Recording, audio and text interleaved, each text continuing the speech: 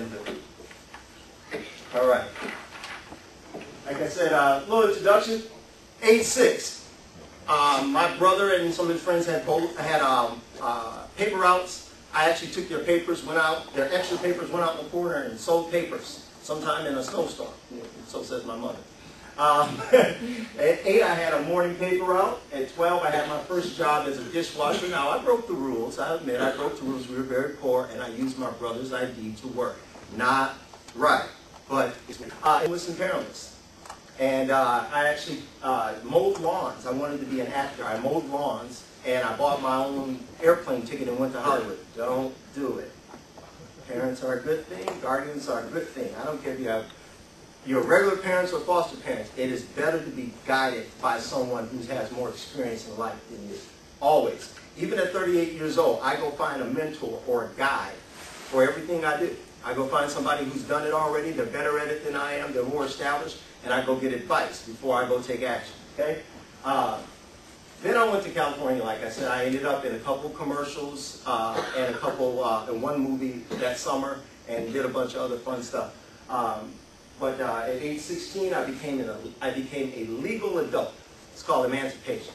And then I started a business in high school.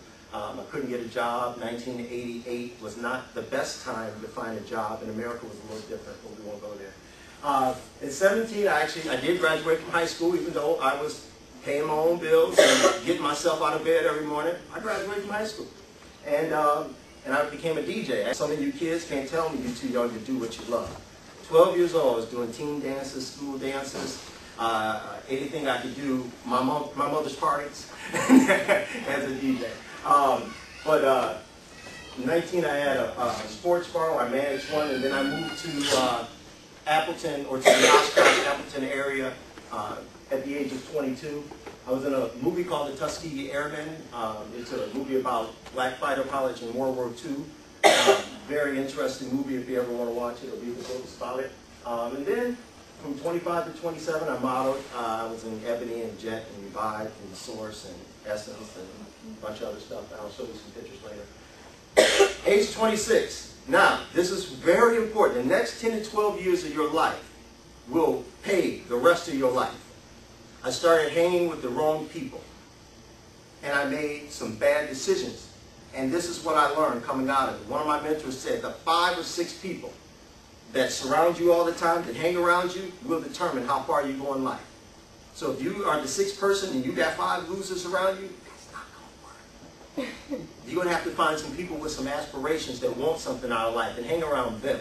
They may not be the cool people, the good-looking people, the popular people, but all those people will not pay your bills. I promise you. None of them will be around saying, hey, man, I know we kicked it in school. Look, let me pay your rent.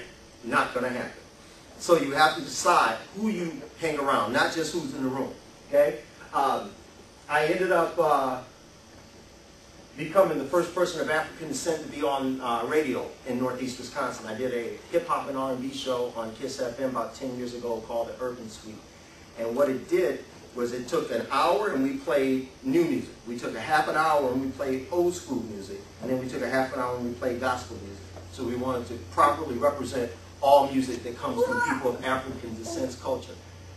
And at age 34, I worked with a record company and some nutritional products, a bunch of other companies. And now, after working for a renewable energy company, learning about wind, solar, and geothermal systems, yeah, I know, blah, blah, blah. But after that, now I'm back in radio again. I'm a marketing consultant for WTAQ. I was with WROE. It's the same company for Midwest Communications. And my 11-year-old, oh, that's old. I'm sorry. My son is 5. Zechariah, I know you're flying on the chair, but say hi. Say hi. Hi. And that's Kevin Jr. Say hi. Hi. And that's my wife, Shannon. Now, I know, all that is so exciting. I bet it is. But this is where it gets good.